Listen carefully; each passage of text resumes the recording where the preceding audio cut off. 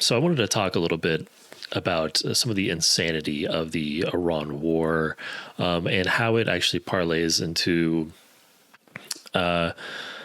some interesting reporting that we've been seeing about disarray in the Trump administration, about considerations for future leadership of the MAGA movement after Trump inevitably has to pass that on to someone, either by choice or by consequence of time. Let's say, over the last 2 weeks, before that, even to some extent, really starting with the botched negotiations of just over 2 weeks ago, we've seen escalations in chaos in the Trump administration. The Trump administration has been known for a lot of things like rampant turnover and flailing positions, and also just completely making up, fabricating reality and sharing these fabrications over social media and some sort of means to manufacture consent for its behavior. But it's really gone in overdrive. On the 13th of this month, of April, the United States starts its own blockade, while Iran had a sort of a hard blockade, but something that was still a little bit permeable, especially to Chinese tankers. The United States started its own blockade in the Strait of Hormuz in response to failed negotiations. The Trump administration sent J.D. Vance, Witkoff, and Kushner to head the negotiations with, in Pakistan. As Pakistan basically being the location of the negotiating table. Pakistan, they're being arbiters, mediators of the conversation between these two sides, between Iran and the United States, and sent them to meet with leaders, intellectual leaders of this specific conflict, of nuclear enrichment, of their economy, of their military. J.D. Vance, Kushner, Witkoff, these are people that are woefully ill-equipped for that conversation. And Iran saw it immediately. And I think that started the negotiations off on an extremely bad note. These are woefully ill-equipped people. And since then, there have been even more botches in the negotiations. J.D. Vance was supposed to visit Islamabad on Tuesday, but the meeting was basically canceled by Iran because of the persistence of this U.S. blockade in the Strait of Hormuz. Iran is looking for basically unilateral control over it, which is probably actually in negotiations something I could see them softening on. I think the United States staying the fuck out of their business is like the biggest thing they really want. I don't see a long-term regime of $1 million tolls persisting in the Strait of Hormuz just because of pressure from other countries around Iran that do business through the strait, and global pressure on a global increase in prices because of the United States' action there. I feel like there's some monetary benefit that we will cede to Iran, such as releasing of funds, which I believe, as I come to understand it through reporting, releasing something like $20 billion in frozen assets and frozen funds for Iran as part of our side of a deal with through Donald Trump. That's sort of one of the details of these negotiations that's going on. So that might be where the loss of those potential tolls comes from. But J.D. Vance basically was just shunned from the negotiating table because of this continued blockade on the United States side, which is hilarious. I mean, it's just, you can't blockade this. I'm blockading this. Fuck you. I'm the big strong guy, right? This weekend, the United States claimed that there would also be, again, there were going to be talks in Pakistan. So Prime Minister Arakshi was in Pakistan. He was there to meet with members of the mediating delegation in Pakistan, do other business in Pakistan. Wasn't there to meet with United States negotiators, but Donald Trump has at every turn been saying, we won this war immediately. Iran's completely decimated. They're begging to talk to us. They're begging to meet with us. They desperately need to meet with us. And so had said that he's sending Kushner and Witkoff to Islamabad to meet with Prime Minister Arakshi. So in classic fashion, of course, Donald Trump has set out a rake for himself to step on and slap himself in the face by not actually being able to strong arm Arakshi in any way into staying in Pakistan and meeting with his delegation of Jared Kushner and Steve Witkoff. Like, listen, if I knew these guys were coming, I'd fucking cancel too.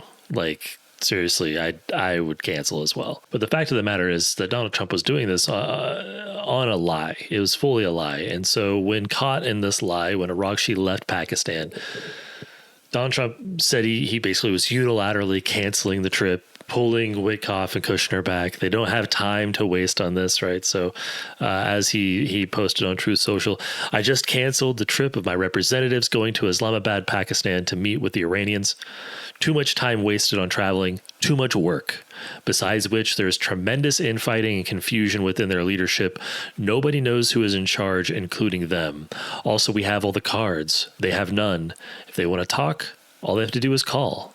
President Donald J. Trump. So the thing that really sticks out to me about actually this is this very specific line. Too much time wasted on traveling, too much work. Okay, sure. But just after that, besides which, there is tremendous infighting and confusion within their quote unquote leadership. So Donald Trump has an addiction, it seems, to projecting his insecurities on his political opponents. It seems like he is completely unable to move away from constantly projecting on people his deepest insecurities and woes and concerns and fears. So when he says this infighting and confusion in their leadership comment, it makes me think about what these people have in common. Kristi Noem, Pam Bondi, Lori Chavez DeRemer, Greg Bavino, Corey Lewandowski, Todd Lyons, Joe Kent, John Phelan, General Randy George, General David Hodney, Major General William Green Jr., the entire, as of today, the entire National Science Board, who heads the president's delegation, basically, to the National Science Foundation. These are all people that have been fired or have resigned or have retired since the Iran war began. Some of these people are generals. A lot of these people don't have anything to do directly with the war, but there's chaos, obviously, in the Trump administration, hemorrhaging people, absolutely hemorrhaging people out of the administration. The first administration was known for a relatively high turnover. Statistically speaking, Donald Trump right now is in the range of turnover that a person would be at through their entire administration. That's a lot of opportunities for people to leave when you have a relatively finite number of appointments.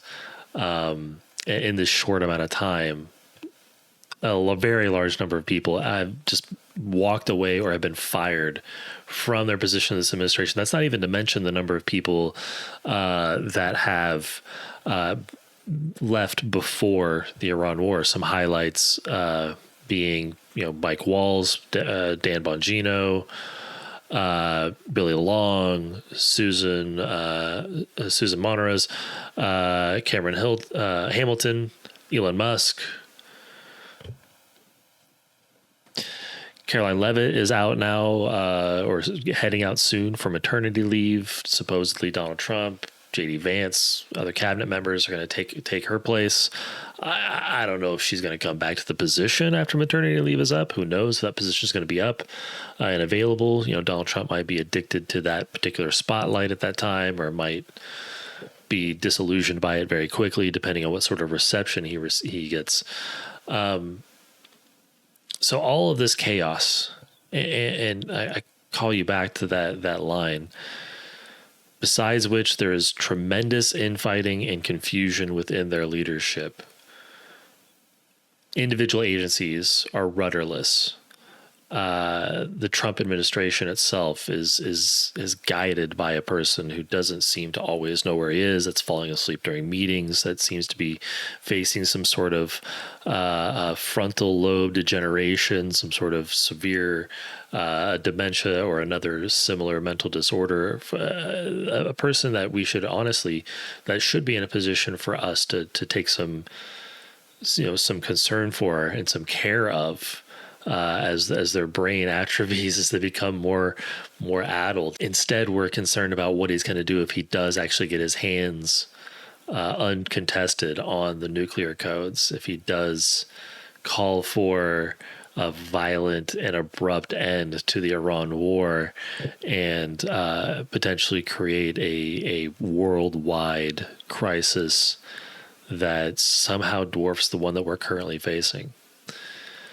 There's been a lot of talk about J.D. Vance and Pete Hegseth fighting in their own little circles with parts of the administration, trying to solidify their own power around themselves. When we're talking about people that are leaving the Army, like I said, General Randy George, General Dave Hodney, Major General William Green, I mean, these are all people that were pushed out by Hegseth while we're at war with Iran. This is a 4-star Randy George, an Army Chief of Staff. General Randy George, Army Chief of Staff, confirmed to a 4-year term by Biden in 2023. So he still had, the rest of this year and into 2027 to serve as the Army Chief of Staff. A 4-star general pushed out into early retirement by Hegseth. General David Hodney, Army General, senior official, also pushed out by Hegseth, close to Randy George, in a leadership position of the Army's Transformation and Training Command. Still, again, just another person pushed out. The Army's Transformation and Training Command. This is about creating new tactics and strategies regarding new technologies that come out. So, the advent of drone warfare, for example, some of the strategizing, some of the tactics, some of the implementation of that into the Army's actual functional use on the battlefield, that would be working through the Army's Transformation and Training Command. So a 4-star general pushed out, a person that is basically in a leadership position of managing the Army's dexterity as it comes to responding to new technologies, to modern war, pushed out. And then Major General William Green Jr. This one, honestly, I don't get it. I don't know if it's because he's black. He's not the first black chief of chaplains in the U.S. Army, but he was the chief of chaplains when he was pushed out by Hegseth. I honestly don't know why this guy was pushed out, but it seems like Hegseth is using these people as basically a scapegoat, using these people and their ouster as a way to give himself cover in front of Trump during these constant failures with Iran. And again, all these ousters, all these people retiring before and after the war in Iran started, it doesn't even go to mention the people like Matt Gaetz, for example, who were nominated for positions and those nominations were withdrawn. So the changing of Trump's mind is all that matters in determining a person's position in this administration, determining their longevity there. If Trump wants you there, you're there. And if the next day he decides he doesn't want you, you're gone. And there's only so long that kind of chaos can be maintained. It either collapses in on itself or it creates a vacuum. It creates a sort of instability that some other actor can manipulate, can utilize to coalesce power around themselves. Somebody like J.D. Vance, somebody like Pete Hegseth, somebody like whoever else might be out there trying to either inherit the entire or some piece of the MAGA movement, as Donald Trump seems to be ambling forward every day, closer and closer to a complete collapse of his brain.